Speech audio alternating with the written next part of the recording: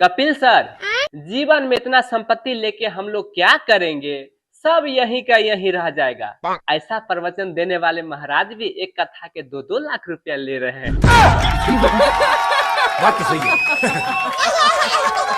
Sir, दुनिया में अपना भारत ही एक ऐसा मात्र देश है जहां लड़ाई होने से पहले लोग ये बोलते हैं, तू हाथ लगा के दिखा तो, और जब हाथ लगा देता है तो बोलता है, तूने हाथ कैसे लगाया बे?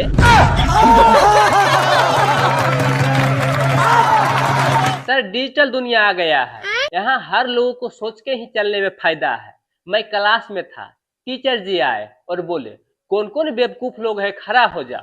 तो सिर्फ मैं ही खड़ा हो गया। तो टीचर बोले, अरे तुम क्यों खड़ा हुए? तो मैं बोला, सर आप अकेले खड़े अच्छे नहीं लगते हैं।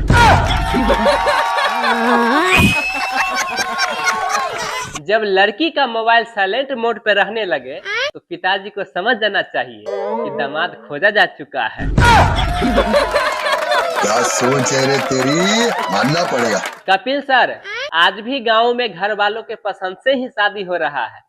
सुहाग रात दिन ही पता चलता है घूंघट उठाने के बाद कि लड़की ऐश्वर्या है कि जयसूर्या। सर, पागल भी बड़ा अजीब शब्द है।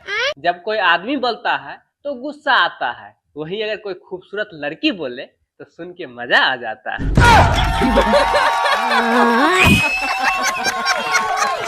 कपिल सर, पत्नियों के दिल में सिर्फ अपने पति के लिए जगह होता है, लेकिन पति के दिल में आजू वाली, बाजू वाली, ऊपर वाली, नीचे वाली, सब्जी वाली, दूध वाली, अपनी वाली, भैया के साली। सच में कहिए तो पति का दिल बहुत बड़ा होता है।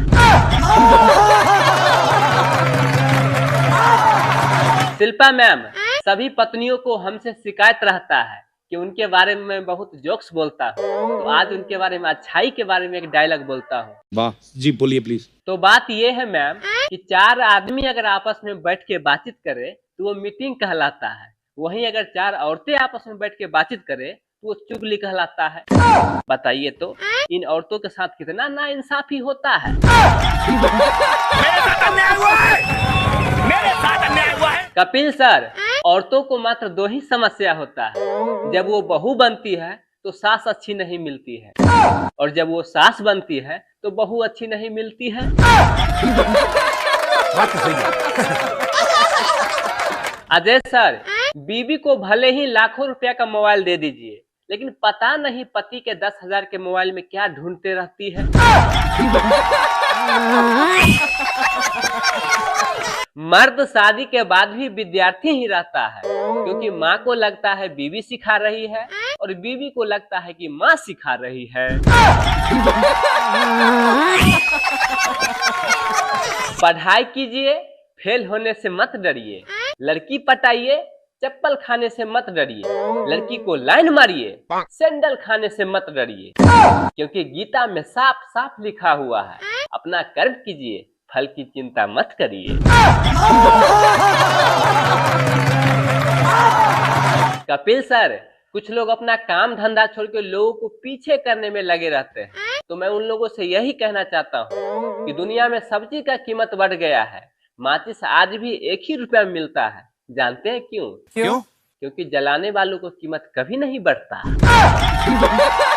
क्या सोच है रे तेरी, मानना पड़ेगा। गोविंदा सर, आज मैं ससुराल गया तो साली साहिबा बोली, जीजा जी एक डायलॉग सुनाइए। तो मैं उसे कहा, साली और घरवाली में एक ही अंतर होता है। क्या? साली जूता छिपा के पैसा मांगती है और घरवाली जूता दिखा के। बस ये बात सुनते ही साली साहिबा फिदा हो गई।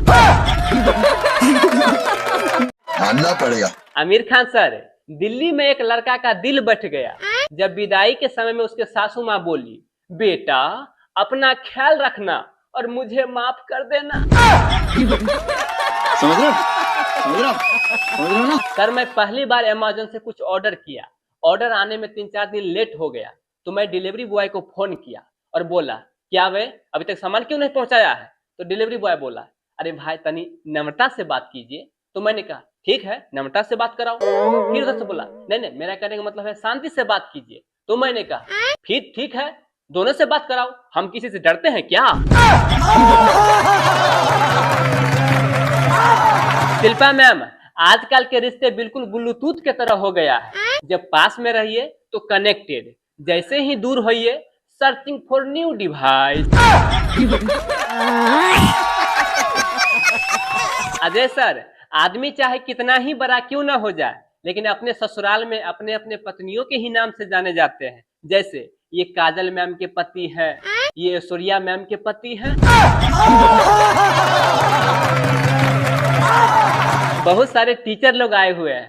सर नमस्ते, मैं आप लोगों से एक बात पूछना चाहता हूँ कि जब एक टीचर सारे सब्जेक्ट नहीं पढ़ा सकते हैं तो एक स्टूडेंट सारा सब्जेक्ट कैसे पढ़ सकता है? अनुपम सर, जब भी शादी के लिए रिश्ता देखने के लिए जाइए तो हमेशा लड़की वाले एक ही बात बोलेंगे कि हमारी बेटी तो गाय है गाय, लेकिन एक बात कभी नहीं बोलेंगे कि उस गाय के माथे पे 2 सींग भी है जो हमेशा मारते रहती है।